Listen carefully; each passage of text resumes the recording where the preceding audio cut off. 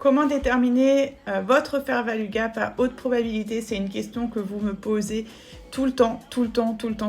Donc votre fair value gap à haute probabilité, c'est soit votre fair value gap qui rejette votre zone, qui rejette des niveaux de cadran en daily ou alors qui casse la structure. C'est-à-dire que votre fair value gap à haute probabilité ne va pas se former au milieu de n'importe où et en règle générale, elle va se former sur des niveaux clés en daily. Donc par exemple des previous day high, previous day low ou alors des niveaux de cadran et je vais vous montrer plus ou moins à quoi ça ressemble sur un graphique. Vous allez voir, c'est extrêmement intéressant. Donc là, ici, les traits que vous voyez ici, je vais les mettre un petit peu plus gros. C'est, par exemple, notre mèche de jeudi, d'accord? Maintenant, fair value gap à haute probabilité, ça peut être quoi?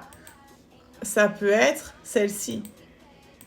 Cette fair value gap vient casser les 0,25% après qu'on ait rejeté les 0,5%. Donc, une bonne indication de la part du prix qu'il a envie de monter. Une autre fair value gap à haute probabilité, ça peut être celle-ci. Celle-ci vient casser le haut, donc le previous day high de jeudi, ce haut ici, et il le fait agressivement en créant une fair value gap. D'accord? Ensuite, ici, pareil, fair value gap qui vient casser un ancien haut qui n'a pas été retouché, certes. Mais ça va toujours être comme ça, ainsi de suite, ainsi de suite, ainsi de suite.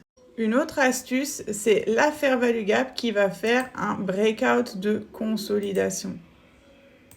Donc ici, on avait une consolidation. La fair value gap qui casse cette consolidation va être une fair value gap à haute probabilité. Donc quand je dis haute probabilité, ça peut être short ou longue, par exemple, si elle s'inverse. On s'entend.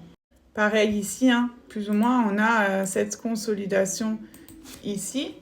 Puis, on a des equal high. Donc, la fair value gap qui vient casser ces anciens hauts est une fair value gap à haute probabilité pour de la continuation de tendance. Donc, vraiment, faites très attention. Où est-ce que se forme votre fair value gap? Quand est-ce qu'elle se forme? Sur quel niveau daily est-ce qu'elle se forme? Et quelle est l'histoire que cette fair value gap va vous raconter? D'accord? Toujours dans la création de la narration, on cherche à comprendre qu'est-ce qu'il y a derrière, pourquoi ça devrait le faire et quelle est l'histoire que le marché est en train de nous raconter.